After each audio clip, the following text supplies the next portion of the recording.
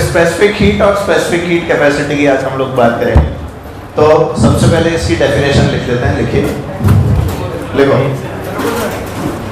Last class में हमने heat capacity की बात की थी, जो होती है Q upon delta T.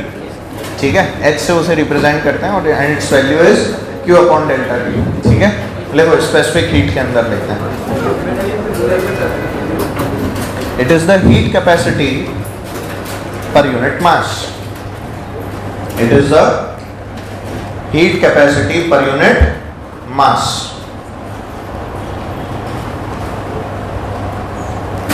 Heat capacity per unit मतलब क्या हो गया? इसको रिप्रेजेंट करते हैं S से, और heat capacity per unit mass का मतलब क्या हो गया? Q अपॉन डेल्टा T तो है ही सही, साथ में M और लग गया। साथ में कौन लग गया? तो हमारे पास में S की वैल्यू आ गई Q अपॉन M डेल्टा।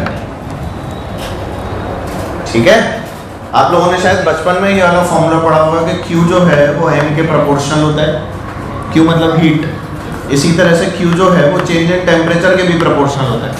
और क्योंकि अब हमें एक कांस्टेंट की ज़रूरत थी, तो ये वही कांस्टेंट है जो हम लोग लगाते हैं इन दोनों को देख के, Q equals to MS delta T। सुना होगा ना ये फॉर्मूला? नहीं सुना आपने? कभी नहीं सुना बचपन में? मैंने कैसे पढ़ा था फिर 10th क्लास के टाइम? हमें तो पढ़ाया गया था ये सब। तो Q की वैल्यू है बेटा MS डेल्टा T। ठीक है, नहीं स्कूल में तो नहीं कह रही, हमें कोचिंग में पढ़ाया गया था तो इसलिए, है ना। ICSE में तो होता है, CBSE में मेरे को पता नहीं। तो Q रहता है बेटा MS डेल्टा T। ठीक है, अब अगर आप ध्यान से देखेंगे तो ये Q अपॉन डेल्टा T क्या है? Heat capacity. Q upon delta T क्या है? तो हमारे पास में हीट कैपेसिटी का एक और फॉर्मूला क्या आ जाता है? MS। ये H क्या है? Heat capacity. एक और फॉर्मूला वहां पे क्या लिखा था? Q upon delta T। यहाँ से एक और क्या हो गया? H equals to MS। अब इस S की अगर आपसे कोई यूनिट निकालने को बोले तो हम यूनिट निकाल सकते हैं? जल्दी बताओ यूनिट क्या होगी? बोलो ना, कैलोरी पर ग्राम डिग्री सेंटीग्रेड, है ना। कैलोरी पर ग्राम डिग्री सेंटीग्रेड, या फिर क्या बेटा केल्विन। इसमें तो फर्क नहीं आएगा ना, पर फ़ारेनहाइट में लिख सकता हूँ डायरेक्ट ऐसे, उसमें नहीं लिख सकता। इसी तरह से एक और यूनिट जूल पर केजी डिग्री सेंटीग्रेड या फिर केल्विन। बोलो सही है, वेरी गुड। ये होती है specific heat S Q upon M delta T। इसको याद रखने का बेस्ट तरीका Q equals to MS delta T है। सबसे बढ़िया formula Q equals to MS delta T। जहाँ भी लगाना है वहाँ पे लगाओ, मस्त रखो। ठीक है, और इसमें लिखो, ये तो नोट कर लिया।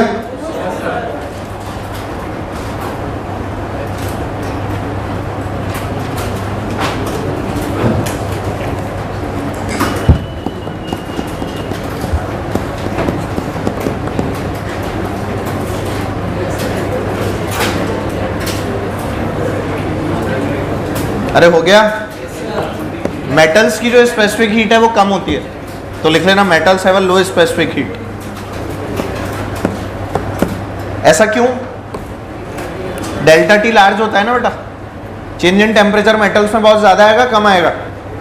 बहुत ज़्यादा। उनको हीट अप करते हैं तो खटाखट हीट अप हो जाते हैं, क्योंकि थर्मल कंडक्टिविटी बहुत बढ़िया होती है। तो इसलिए S is low for metals and high for non metals बोल लो या इंसुलेटर्स बोल लो। ठीक है, मेटल्स से हमारा मतलब है कंडक्टर्स। ठीक है, इसके डायमेंशन निकाल सकते हो? S के dimensions, can you right the dimensions? बताओ, वैल्यूज रखो और बताओ डायमेंशन क्या आएंगे। भाई Q तो एनर्जी है, एनर्जी का क्या होता है बोल? mL2 T-2 अपॉन में क्या बेटा M, और डेल्टा T का मतलब टेम्परेचर। टेम्परेचर को क्या लिखते हैं? K। याद आ गया? कुछ कट रहा है? M से M कटा तो हमारे पास डायमेंशन क्या आ गया बोलो? L2 T-2 K-1। समझ में आ गया? इंपॉर्टेंट डायमेंशन है, स्टार लगा के रख। इस तरह के डायमेंशन जो है वो पूछे जाते हैं जिसमें लोगों को पता नहीं लगता क्वांटिटी कौन सी थी। ठीक है,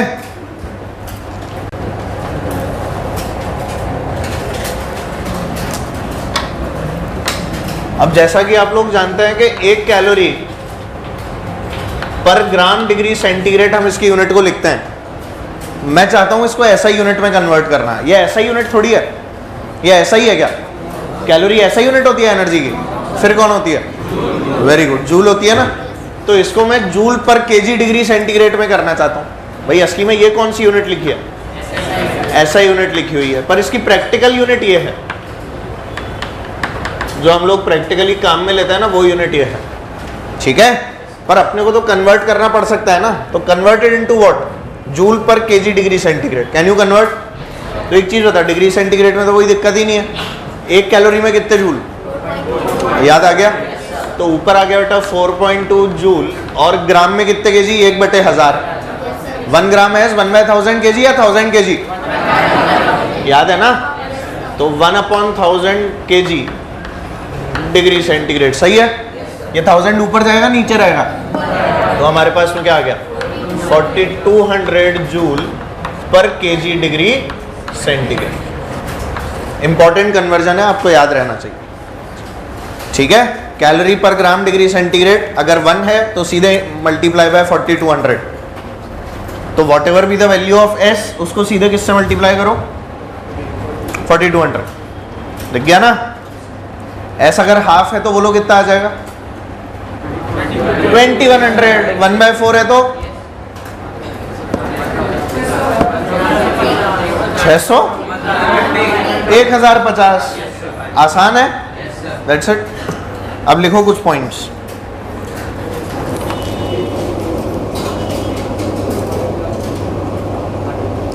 लिखाऊं? लिखो। S varies with temperature of a body. S varies with temperature of a body, but we assume it to be constant. S varies with temperature of a body, but we assume it to be constant unless mentioned. S varies with temperature of a body, but we assume it to be constant unless it is mentioned. ठीक है, इसका क्या मतलब हुआ कि S जो है ना बेटा, असली में वो कांस्टेंट नहीं रहती किसी भी बॉडी की। अपन जैसे जैसे चीज़ों को हीट अप करते रहते हैं ना, वैसे वैसे S जो है वो भी क्या होती रहती है? चेंज होती रहती है। तो रियल में जो एक्सप्रेशन है ना वो Q equals to MS delta T, वो रियल एक्सप्रेशन पता है क्या है? वो ये है, delta Q is equal to MS delta T। और सोच के देख, अगर इसको मैं डिफरेंशियल टर्म्स में ले जाऊं तो डेल्टा क्या बेटा? D बन जाता है, और यहाँ पर भी डेल्टा D बनेगा, यहाँ पर भी डेल्टा। तो हमारे पास में क्या आएगा? dq is equal to MS dt। अब सोच, मास तो कांस्टेंट रहता है यार, मास तो वेरिएबल हो नहीं सकता, तो व्हाट डिपेंड्स ऑन टेम्परेचर? क्या ये वाली बात क्लियर है? तो इसीलिए अपन बोलते हैं कि S जो है it is dependent on temperature. मतलब S जो है वो असली में T का फंक्शन होती है। T फॉर टाइम, अबे टेम्परेचर। T फॉर, याद रखना है टाइम नहीं है, बड़ा T लिख रहा हूं, T फॉर टाइम लिख लो इसके नीचे, T फॉर टाइम।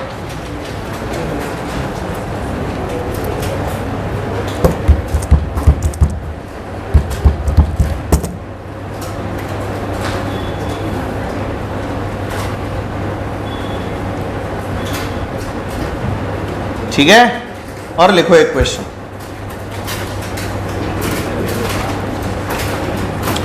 S की वैल्यू दे रखी है 3t square, S equals to 3t square, S equals to 3t square, और टेम्परेचर डिग्री सेंटीग्रेड में। ब्रैकेट में लिख लो T इन डिग्री सेंटीग्रेड। आगे लिखिए, मास दे रखा है 10 ग्राम, मास इज 10 ग्राम्स। आगे लिखो, what is the heat required, what is the heat required to raise the temperature from, what is the heat required to raise the temperature from 2 degree centigrade to 4 degree centigrade? Heat required to raise the temperature from 2 degree centigrade to 4 degree centigrade. कर दो जल्दी से, time नहीं लगना चाहिए।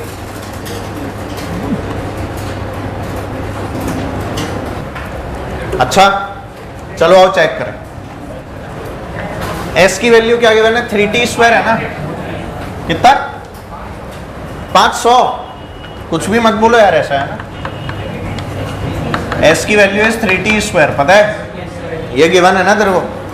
मास दिया हुआ है, क्या दिया हुआ है बेटा, कितना 560 आ रहा है, बोलिए क्या आ जाएगा। अच्छा dq is what, ms dt, और s की वैल्यू है 3t², पुट करो ना यहाँ पे। मास भी गिवन है 10 ग्राम, तो बोलो क्या आ गया, dq is equal to what, mass is 10, सब ग्राम में ही चलने दो, जब डिग्री सेंटीग्रेड में है तो आंसर कैलोरी में निकाल लेंगे। s कितना 3t² dt, बोलो क्या जब ऐसा लिखा होता है सांप का ख्याल आता है, आ गया। तो यहाँ पर भी सांप, तो ये तो क्या हो गया q 10 × 3 तो कांस्टेंट है बाहर, 30 लिख देता हूँ डायरेक्ट, समझ में आता है ना इतना। t² का क्या हो जाएगा, 2 से लेके क्या 4 तक जाना है। टेम्परेचर कहाँ से कहाँ रेस कर रहे हैं, 2 डिग्री सेंटीग्रेड से, क्या ये गिवन है क्वेश्चन में, जल्दी बताओ। तो हमारे पास में क्या आ जाएगा 30 × अंदर क्या बचेगा बोल, 3 तो काम में आ गया ना, तो t³/3 फ्रॉम 2 to 4। इंटीग्रेट ही गलत कर दिया क्या, बहुत बढ़िया बेटा, वेरी गुड। नहीं तेरे आगे वाला बोल रहा हूँ, तो बोलो कितना आ जाएगा t³, पहले 4 डालो फिर 2 डालो, यहाँ पे 3 भी बाहर निकाल लो तो 10 बचेगा। तो हमारे पास क्या आ गया 10, और अंदर बोलो 4 का क्यूब इज व्हाट, 64 - 8 56, 560 कैलोरी। पता नहीं क्या कर रहा हूँ, 120।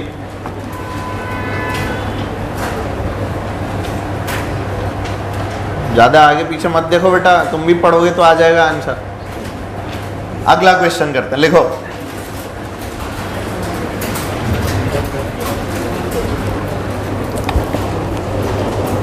लिखिए, there are two spheres whose densities are in the ratio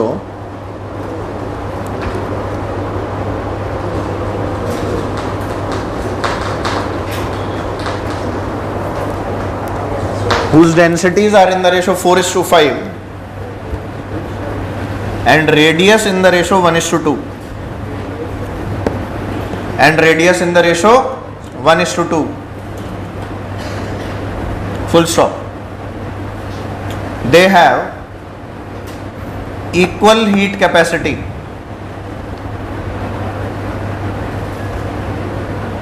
They have equal heat capacity, full stop. What is the ratio of their specific heats? What is the ratio of their specific heats?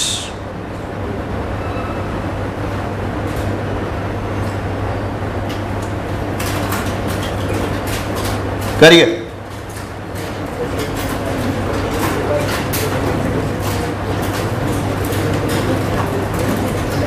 कितना, और कोई कितना, 5/32, और कोई 10:1, 5/8, 10:1, 10:1, 10:1। आओ चलो check करें, मुझे आंसर नहीं पता, देखना तो पड़ेगा। तो आओ लेट्स सी। क्वेश्चन के अकॉर्डिंग मुझे ये गिवन है कि हीट कैपेसिटी सेम है, बोलो सही। तो m1s1 will be equal to m2s2, ये अप्लाई किया आपने, खत्म, बचा ही क्या। मास कैसे लिखूंगा बेटा, रो इंटू वी। अब ये आपको मन से सोचना था, डेंसिटी दे रखी है ना, रेडियस के रेशो दे रखे हैं, तो मास को कैसे लिखूं, डेंसिटी इंटू वॉल्यूम। भाई स्फीयर दे रखा है, अगर अकेला स्फीयर लिखा हो तो it is a solid sphere, जब भी अकेला स्फीयर लिखा हो तो इट इज अ, तो बोलो क्या आ गया, rho into V, rho 1 into V1 कितना हो गया इसका 4/3 पाई, क्या बेटा R1 का क्यूब इंटू S1, राइट। और इधर कितना आ गया, रो 2 इंटू 4/3 पाई, क्या बेटा R2 का क्यूब इंटू S2। अब ये 4/3 पाई तो यहाँ से कट गया, अब देखो रो 1/√2 बन गया क्या यहाँ पे, और into R1 cube upon R2 cube भी बन गया यहाँ पे, और इधर को क्या बन गया बेटा S2 अपॉन S1। नहीं दिखा, ये R2 इधर ले आया और O2 इधर ले आया यार, नहीं दिखा क्या? हाँ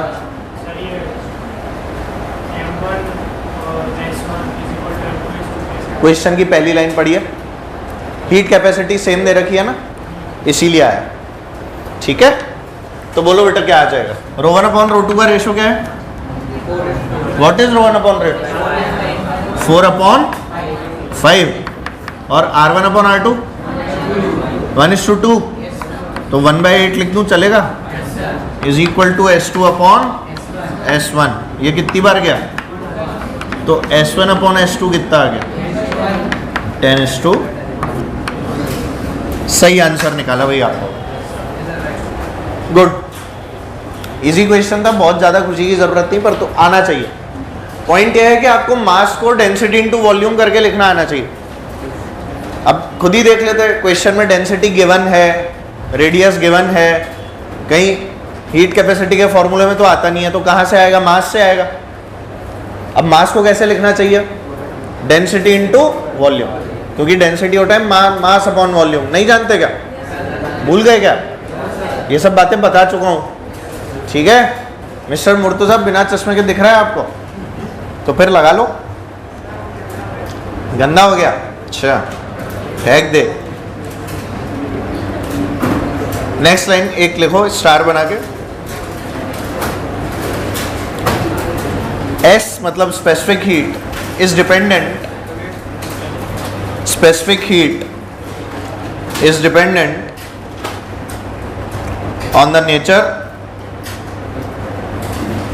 specific heat is dependent on the nature or state of a substance, on the nature or state of a substance, on the nature or state of a substance। मतलब स्टेट ऑफ अ सब्सटेंस मतलब solids, liquids and gases. ठीक है, तो एक ही substance है, वो solid में भी एग्जिस्ट करता है, लिक्विड में भी करता है, गैस में भी करता है। तो इन सच अ केस क्या होगा? देखो, जैसे मान लो अपन पानी की ही बात करें, डिराइव नहीं करना है इसको, पर अगर अपन लोग पानी की ही बात करें ना, तो बेटा S of water liquid form में जो हम लोग लिखते हैं ना, पानी जिसको बोलते हैं, उसकी स्पेसिफिक हीट होती है 8 कैलोरी पर ग्राम डिग्री सेंटीग्रेड। वहीं अगर हम लोग पानी के लिए अपन इसकी स्टीम बना दें, तो स्पेसिफिक हीट होती है 1/2 कैलोरी पर ग्राम डिग्री सेंटीग्रेड। और यही अगर हम इसका क्या बना दें बेटा, आइस बना दें या बर्फ बना दें, तो in this case specific heat वापस क्या हो जाती है? 1/2 कैलोरी पर ग्राम डिग्री सेंटीग्रेड। ठीक है, तो अपने को पता हो, देख ये अलग स्टेट हो गई, ये कौन सी स्टेट है उसकी? Vapour form. बोलो है कि नहीं? ये कौन सा फॉर्म है? लिक्विड फॉर्म है भाई। और ये कौन सा फॉर्म है? सॉलिड। तो आप देख सकते हैं पानी में ही वेरिएशन आ गया, देख पा रहे हो ना? तो इसलिए ऐसे हर मटेरियल की अलग अलग फॉर्म के लिए जो है उसमें वेरिएशन आ जाते हैं, लिक्विड्स का अलग, सॉलिड्स का अलग, गैसेस का अलग। क्या ये बात क्लियर है? इनको कन्वर्ट कर सकते हो जूल पर केजी वाले फॉर्मूले में। ये बोल कितना? शर्म नहीं आ रही? 4.2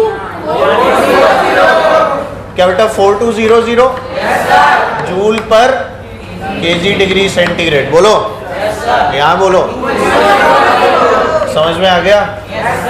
अब डर तो नहीं लग रहा इसमें? अभी लगेगा, जूल पर केजी डिग्री सेंटीग्रेड। तीनों स्टेट आ गई, सॉलिड, लिक्विड, गैस, तीनों के बारे में हमने पढ़ लिया। ठीक है,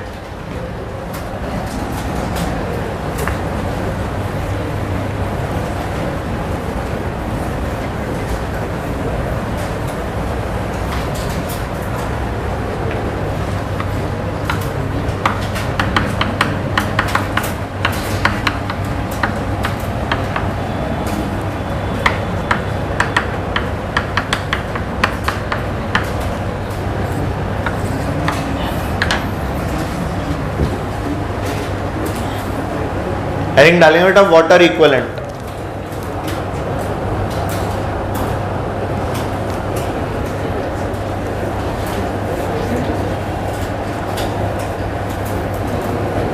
ध्रुव कब जा रहा है बेटा घर? क्या हुआ final?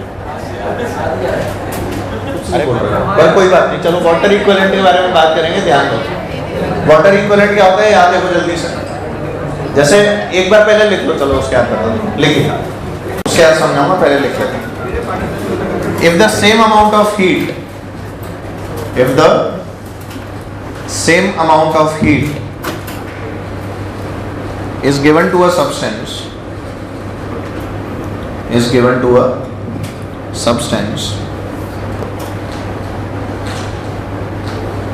the same amount of heat is given to a substance, bracket में लिखना m, s,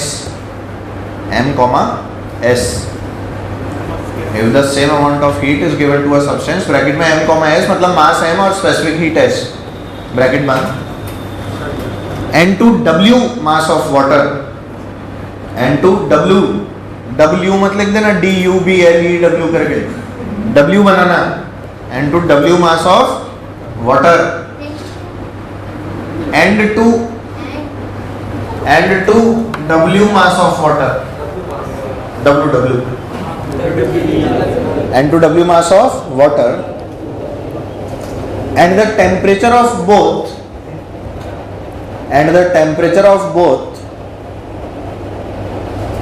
substance and water,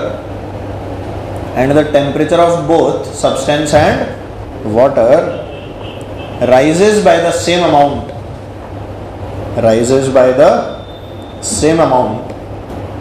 then W is known as the water equivalent.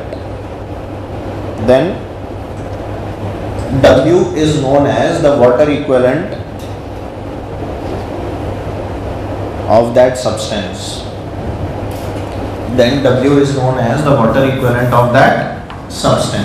ठीक है?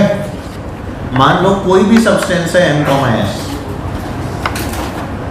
और यहाँ मेरे पास में है ना बेटा पानी है, पानी का मास कितना लिया गया W और इसका लिया गया है M। पानी की स्पेसिफिक हीट मुझे पता है 1 कैलोरी पर ग्राम होती है, वो बार बार लिख नहीं रहा, या चलो भी उसको S वाटर बोल देते हैं, ठीक है। तो ये आपका सब्सटेंस और ये आपका पानी, सब्सटेंस को हीट कितनी दी Q, पानी को भी हीट कितनी दी Q, ठीक है, दोनों को हीट दे रहा हूँ Q। इसके टेम्परेचर में जो राइज हुआ वो हुआ बेटा डेल्टा T, और इसके टेम्परेचर में भी जो राइज हुआ वो क्या हुआ डेल्टा T। कोई दिक्कत इसमें? दोनों के ही टेम्परेचर में राइज जो है बेटा वो डेल्टा T का था, ठीक है। तो Q हीट दी और दोनों में टेम्परेचर राइज भी क्या दिखा, सेम। इसका क्या मतलब हुआ कि जो W मास ऑफ वाटर है ये और ये जो M मास ऑफ सब्सटेंस है ये दोनों सेम है, मास सेम नहीं है। W mass of water can be taken as the equivalent to M mass of this substance। क्योंकि होता क्या है ना, जब अपने को लेबोरेटरी में टेस्ट वगैरह करने होते हैं तो what is the most easily available substance, पानी। पानी बहुत अबंडेंस में भी है और इजीली अवेलेबल भी है। तो अब मान ले मेरे को मरकरी के लिए कुछ करना है, या मान ले लीड के लिए कुछ करना है, जैसे लेड होता है, या कोई भी दुनिया का कोई भी सब्सटेंस है। बार बार ये थोड़ी है कि लकड़ी को गर्म कर करके करता रहूंगा टेस्ट, लकड़ी जला दी लैब के अंदर, धुआं हो गया, बावड़े हो गए। तो सबसे आसान क्या है, पानी गर्म करना। इसीलिए हम लोग क्या करते हैं ना कि लकड़ी का मान ले 5 किलो, लकड़ी मान ले कितनी ली, और पानी लिया मान लो 10 किलो, पानी लिया कितना और लकड़ी ली थी 5 किलो, दोनों को क्यों हीट दी, और लकड़ी का टेम्परेचर हो गया मान लो 20 डिग्री से 30 डिग्री और पानी का भी हो गया 10 डिग्री से 20 डिग्री। तो व्हाट डज दिस मीन कि ये 10 किलो ऑफ पानी is equivalent to 5 kilo of लकड़ी। क्या मेरी बातें क्लियर है? तो इसलिए हम 5 किलो लकड़ी की जगह लैब में क्या काम में लेते हैं, 10 किलो पानी। यार ये बात समझ में है? इस बात के अंदर से फील आनी चाहिए कि वाटर इक्वलेंट असली में क्या है, ठीक है। तो हम लोग क्या लिख सकते हैं, बोल इन दोनों के लिए what is same, Q upon delta T। क्या दोनों का कांस्टेंट है, या ऐसा बोलोगे सेम है? अरे Q भी सेम दी है, डेल्टा T भी सेम है, तो दोनों का सेम है ना। और ये तो हीट कैपेसिटी होती है, याद आया? मतलब मैं क्या लिख सकता हूँ, बोल therefore Ms should be equal to क्या बेटा, W into S H two. समझ ही नहीं आया, तो W की वैल्यू क्या आ गई, Ms अपॉन S वाटर। बोलो आया? ये हमारा formula, Ms upon S water. और यही अगर आप लोग मान लो यूनिट कैलोरी पर ग्राम वाली ले लो तो क्या S वाटर विल बी 1, तो W की वैल्यू क्या आ जाएगी, ms।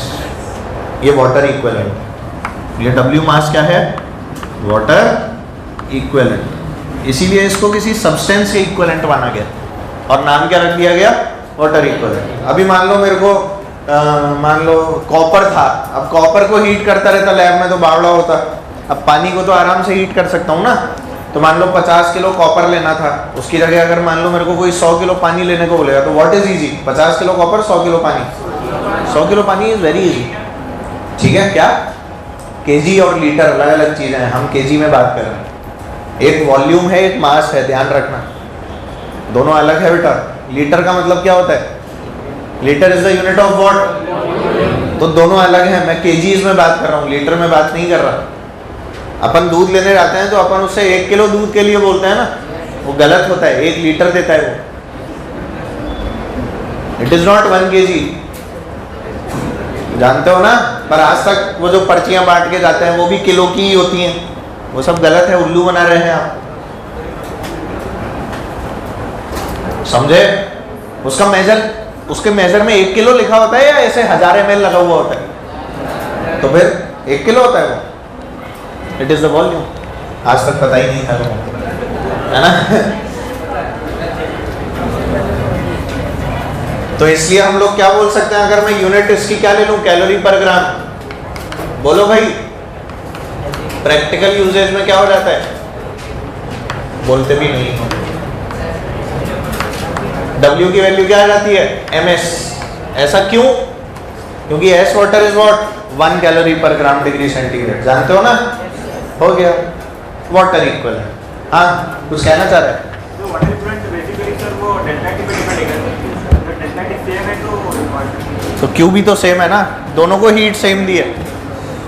ऐसा नहीं कि इसको ज़्यादा कर दिया, इसको कम हीट किया, बराबर हीट करने पे बराबर टेम्परेचर राइज, तब जाके W निकल के आएगा। साइंटिस्ट लोगों ने मेहनत की इन चीज़ों पे, उन्हें पता था कि किसी भी चीज़ को अपन लाके ऐसे जला नहीं सकते, तो उन्होंने बोला यार इसका इक्विवेलेंट पानी के साथ में कर लेते हैं, इसीलिए तो पानी खत्म हो रहा है जल्दी।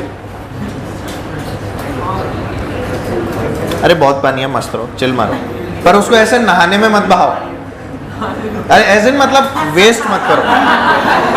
नहाने से मेरा ये मतलब नहीं है कि नहाओ मत, मेरा ये मतलब है कि जबरदस्ती, कई लोगों की आदत होती है, नल चल रहा होता है, बाल्टी भरी हुई होती है और पानी फैल रहा होता है, that is wrong.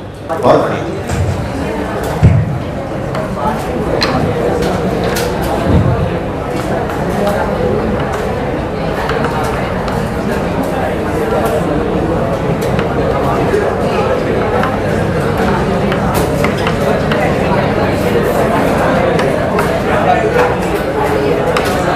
Principle of calorimetry लिख लो जल्दी से।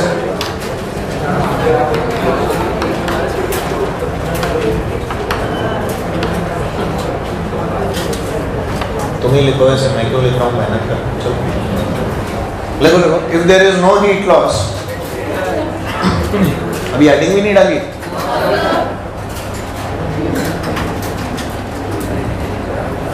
नेपाल में कुछ अच्छा मिलता है बेटा,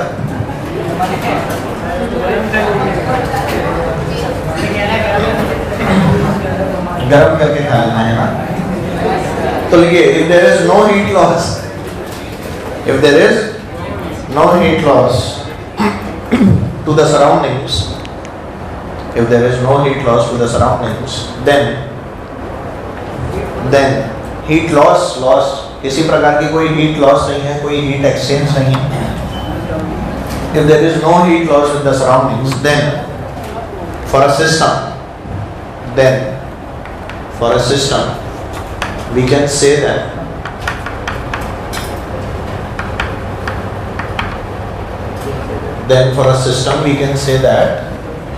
heat loss is equal to heat gain.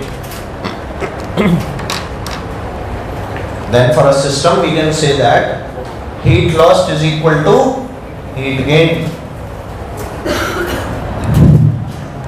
ठीक है, जितनी हीट लूज होगी उतनी हीट कोई और गेन कर रहा हो, ठीक है ना। कंसिडरिंग सराउंडिंग के अंदर किसी प्रकार का कोई लॉस, मतलब ये सारी चीजें जो है ना, ये अपन लोग एक बंद डब्बे के अंदर कर रहे हैं, ठीक है, जिससे बाहर गर्मी वर्मी नहीं आती रहती, ठीक है। एंड गर्मी इन द सेंस यहाँ पर क्या है, ऊष्मा। भाई हीट इज इन रियलिटी ऊष्मा, हीट इज नॉट गर्मी, हीट इज व्हाट, ऊष्मा is that form of energy जो फ्लो कर सकती है, समझ गए ना। तो इसलिए इसको ऊष्मा बोलते हैं, इसको गर्मी नहीं बोलते। हीट इज नॉट गर्मी, हीट इज व्हाट, ऊष्मा। पर ठीक है, क्या ऊष्मा होती है बेटा, हाँ ऊष्मा, ऊष्मा क्या होती है, हीट। और हीट मैंने बताया था, it is that form of energy which is in transit, याद आ गया, ठीक है। अब एक चीज बताओ, हाँ क्या ऊष्मा का सरनेम याद मत दिला। कई लोगों के तो क्या सरनेम ही इतने भारी होते हैं, तो सरनेम क्या था, जामवाल, जानवर नहीं Jamwal. Heat loss is equal to heat gain, ठीक है। इसका क्या मतलब है, सुनो, अगर डेल्टा क्यू की वैल्यू आपकी पॉजिटिव है, अरे यार ध्यान दो, अगर डेल्टा क्यू की वैल्यू कैसी है, पॉजिटिव है, इसका मतलब क्या है, M S delta T, M S delta T में टेम्परेचर राइज हुआ है या टेम्परेचर कम हुआ है, राइज हुआ है, डेल्टा टी पॉजिटिव है, तो डेल्टा क्यू पॉजिटिव का मतलब डेल्टा टी कैसा होगा, पॉजिटिव, मतलब कि टेम्परेचर क्या हुआ है, बढ़ा है। क्या ये वाली बात क्लियर है। और अगर आपका डेल्टा क्यू कैसा है, नेगेटिव है, मतलब कि डेल्टा टी कैसा रहा होगा, नेगेटिव रहा होगा, मतलब फाइनली टेम्परेचर डिक्रीज हुआ होगा। क्या ये बात समझ में आ गई, जल्दी से लिख दो। फॉर्मूला कौन सा काम में लेना है ये आप लोगों को पता है, M S delta T. Neutral के केस में बेटा कुछ नहीं बहेगा, है ना।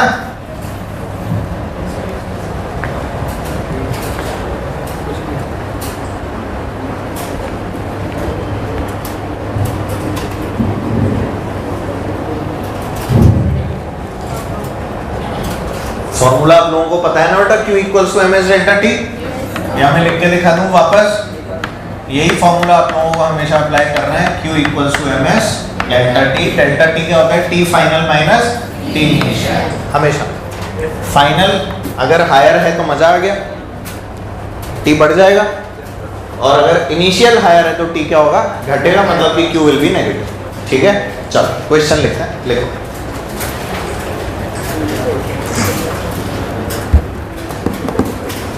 आप दो चीजें मिक्स कर रहे हैं, ठीक है, तो मिक्सचर बनाना है अपने को और मिक्सचर का टेम्परेचर बताना है फाइनली। तो लिखिए 10 gram water at 70 degree centigrade,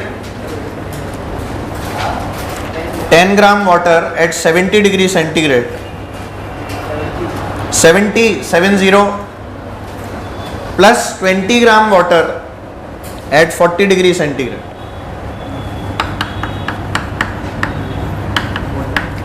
10 gram water at 70 और अगला क्या दिया, 20 ग्राम वाटर एट 40, इन दोनों को मिलाया तो फाइनल टेम्परेचर क्या आया, बताओ। आप लोग सोचो, हीट लॉस कौन कर रहा होगा, हीट गेन कौन कर रहा होगा, इसका टेम्परेचर ज्यादा है ना, और हीट का फ्लो क्या टेम्परेचर डिफरेंस के कारण होता है, तो इसका तो कम होगा और इसका क्या होगा, बढ़ेगा ना। अब सोचो फाइनल टेम्परेचर क्या लोगे, T। अब एक का कम करो और एक का बढ़ाओ, करिए।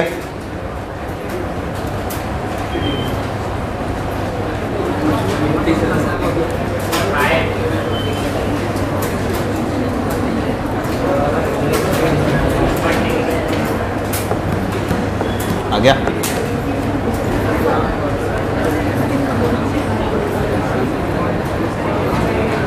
है केमिस्ट्री है, नहीं फिजिक्स है। 50 इज राइट। ये काम तो अपन रोज सर्दियों में करते हैं, अगर रोज नहाते हैं तो। सर्दियों में रोज नहीं करते, गर्म पानी ठंडा पानी नहीं खेलते, बस उसको प्रैक्टिकली बता रहा हूँ बेटा, देख एकदम जबरदस्त है। गरम ठंडा नहीं खेलते, सुबह सुबह साइंटिस्ट बन के ये गरम आया, फिर यूँ चेक करते हो, फिर यूँ गिरा के देखते हो नहाने लायक है क्या, ज़्यादा गर्म लगता है तो जल्दी से ठंडा और डालते हो, करते हो ना। आओ तो बताओ लॉस कौन करेगा, 70 डिग्री और गेन कौन करेगा? पक्का? तो इक्वेशन क्या लिखूंगा? एम एस डेल्टा टी, मास बोल यहाँ पे, एस बोलो पानी का 1 और डेल्टा टी कितना हो गया? 70 माइनस टी। मैं ये कंसिडर कर रहा हूं कि फाइनली टेम्परेचर टी हो जाता है। This should be equal to mass बोलो 20, एस बोलो 1, डेल्टा टी बोलो टी माइनस 40। भाई अब जो फाइनली टेम्परेचर आएगा 40 से बड़ा आएगा कि छोटा? 40 तो गेन कर रहा है ना, 70 लूज कर रहा है। बोलो, तो जो आपका टी फाइनल होगा it will be less than 70 but greater than 40। अरे बोलो, सही है ना ये बात? सॉल्व करिए, बोलो क्या आ गया? 70 minus T is equal to 2t minus 80। सही है? 3t और ये 150, तो t कितना आ गया? आंसर। ठीक है, अगला करें और गलत मत करना।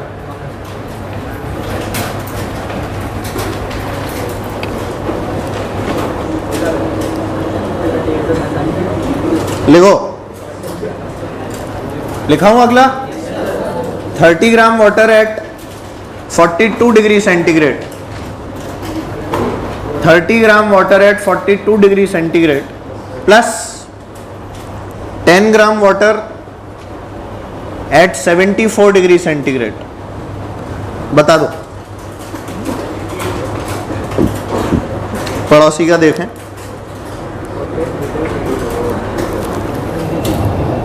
$30 ग्राम वाटर एट 42 और 10 ग्राम वाटर एट 74।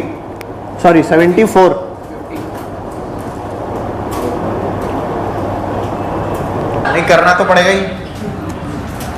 बोलो भाई क्वेश्चन क्या था? जल्दी बोलो। क्वेश्चन 30 ग्राम कितने पे? 42 और दूसरा 10 ग्राम है। बोलो सही। इस बार लूज कौन करेगा? 74 और गेन कौन करेगा? 42। यहां क्या लिखूं? बोलो 30, यहां बोलो 74 माइनस टी। अरे सही है।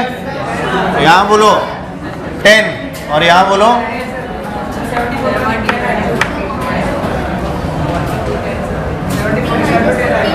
अच्छा, मैंने उल्टा कर दिया क्या?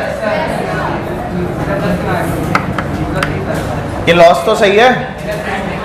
तो यहां तो हो गया 10 और यहां कितना? अभी ठीक है। टेम्परेचर क्या आ गया finally?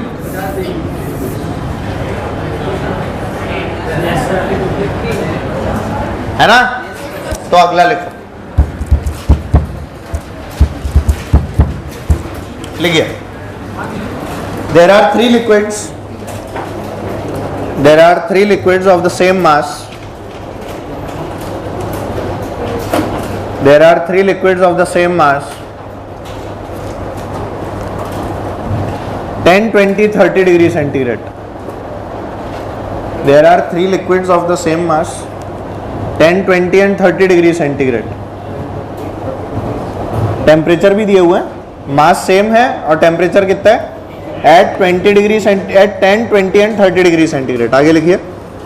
when A and B are mixed, when A and B are mixed, then temperature is 12 degree centigrade. when A and B are mixed, then temperature is 12 degree centigrade. and when B and C are mixed, and when B and C are mixed, the temperature is 28 degree centigrade. The temperature is 28 degree centigrade. Full stop. Find the temperature when A and C are mixed. Find the temperature when A and C are mixed. करिए।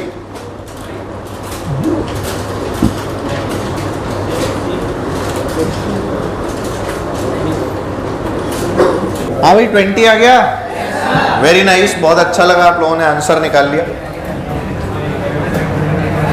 आओ चलो देखो, अच्छा बात नहीं, और यहाँ ध्यान दो, ए का टेम्परेचर 10, बी का बोलो और सी का, ये गिवन है, ए और बी का मिलाया तो फाइनल कितना 12। ए में गेन हुआ, बी में लॉस हुआ, ए में क्या हुआ गेन और बी में क्या हुआ लॉस, तो टेम्परेचर बढ़ा हुआ मिला ना अपने को ए का, तो क्या आ जाएगा बोल, एम मास तो सेम है, तो क्या लिखूंगा एम एस ए की, और इसका डेल्टा टी कितना हो गया 12 माइनस 10।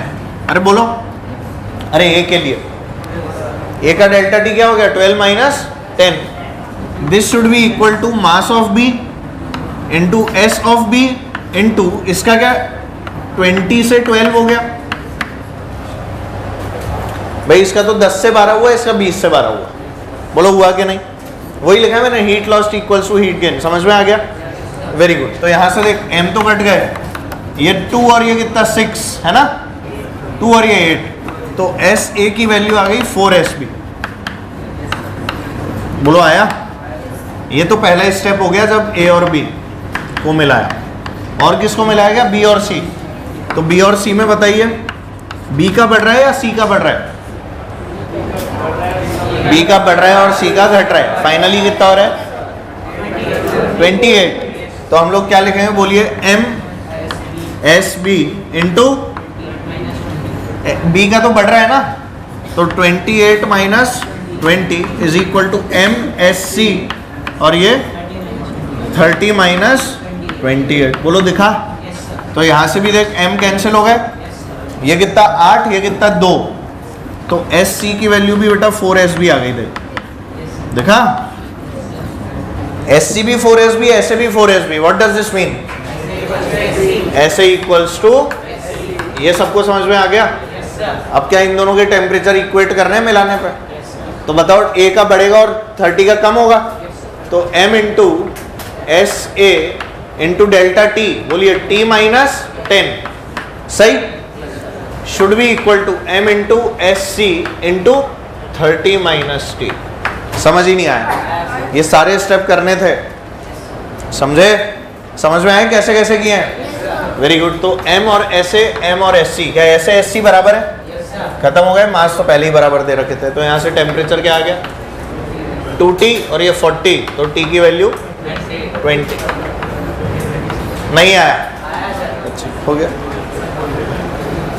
ऐसा नहीं किया हैं, अरे ऐसे किया था, समझ में आ गया, चलो एक और लिखो, क्या हो गया हैं,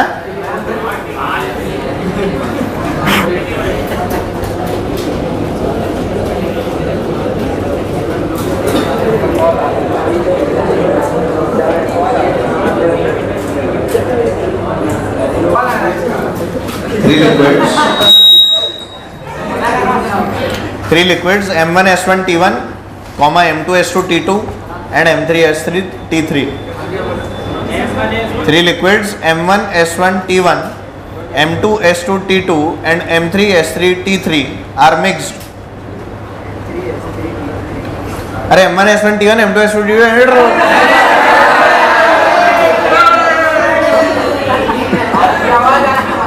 are mixed. Full stop. Find the final temperature. Find the final temperature. ठीक है, करिए।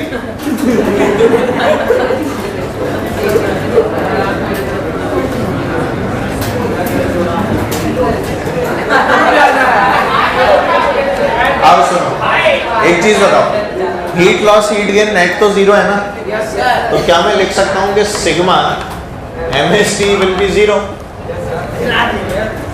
Sigma MS delta T will be what. अरे ये कैसी कैसी आवाजें निकालते हो, बिल्कुल ही कंजर हो गए हो क्या, मतलब मैं जानता हूं कि हो, मतलब इस लेवल पे कंजर होना वो ठीक नहीं है। ठीक है। हाँ, आप लोगों की शिकायतें आती हैं बेटा मेरे पास, ध्यान रखना, पता लग जाएगा आप लोगों को थोड़े दिन में, इसीलिए बोल रहा हूँ। चलो, तो क्या आ गया बेटा, sigma ms delta t, that should be what 0। ये बात समझ में आती है। अब ये जो सिग्मा ms डेल्टा t है 0 करना है, तो इसका मतलब ये वही होता है, देख i = 1 से लेके 3 तक, 3 ही है ना यहाँ पे, नेट 0 कर दो, तो बोलो क्या आ जाएगा, m1 s1 t - t1 plus m2 s2 t - t2 और plus m3 s3 t - t3। अब अपने को इससे कोई लेना देना ही नहीं है कि बाद में टेम्परेचर बढ़ रहा है घट रहा है क्या हो रहा है, या T1 बढ़ा है T2 से, या T बढ़ा है T2 से, या T बढ़ा है T3 से, इससे कोई मतलब नहीं है। अपन ने तो नेट 0 कर दिया। नेट क्या कर दिया, क्योंकि वो जो अपन लिखते हैं ना बेटा, heat lost is equal to heat gain, वो भी असली में क्या लिख रहे हो आप, इधर देख, जैसा मैंने लिखा heat lost is equal to heat gain लिखा, तो ये हीट गेन को यहाँ ले आ, नहीं ला सकता, इसको जब यहाँ लाएगा तो this plus this equal to 0 ही तो हो जाएगा, वही मैंने लिखा है। ठीक है, आपको क्या निकालना बेटा, फाइनल टेम्परेचर निकाल लो, बताओ जल्दी क्या आ रहा है, ये पूरा 0 के बराबर है, तो क्या बचेगा बोलो, ये देख m1 s1t minus m1 s1 t1, इससे क्या आएगी m2 s2 t2 sorry t और माइनस m2 s2 t2 और plus m3 s3 t minus m3 s3, this should be equal to 0। बोलो, अब ध्यान दे, t t t ये वाली तीनों कॉमन आ जाएगी टर्म, तो मैं क्या लिख सकता हूँ, t times m1 s1 plus m2 s2 plus m3 s3। बोलो सही है, शुड बी इक्वल टू, इधर क्या आ गया, m1 s1 t1 plus m2 s2 t2 plus m3 s3 t3। बोलो सही, और ये नीचे ले जा, नीचे नहीं ले जा सकते, तो हमारे पास में t की वैल्यू क्या आ गई, बोल m1 s1 t1 plus m2 s2 t2 plus m3 s3 t3 और upon m1 s1 plus m2 s2 plus m3 s3। बोलो, और क्या फिर इसको ऐसे प्यार से लिख सकते हैं, sigma ms upon sigma ms 1 से लेके 3 तक। एक बार मेंस के अंदर पूछा गया था, स्टैंडर्ड रिजल्ट है, अब जिन लोगों ने क्लास में कर रखा था उन्हें तो मजे आ गए, देखते ही आंसर लगा दिया, अदरवाइज ये देखिए सॉल्व करने में टाइम लग जाता है उस एक्सप्रेशन तक पहुंचने में, ये इतना कॉमन लेना पड़ता है और सब कुछ है, ऑल्दो देखो यहीं जाता है, पर तो भी आपको लिखना तो पड़ेगा ना, किया हुआ हो तो कोई दिक्कत ही नहीं आती। ठीक है, याद रहता है, ये बातें क्लियर है। तो चलो अगला करते हैं।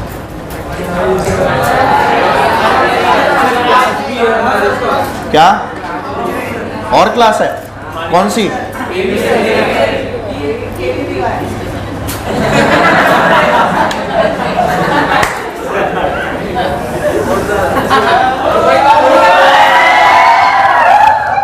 जाओ चलो चिल मारो।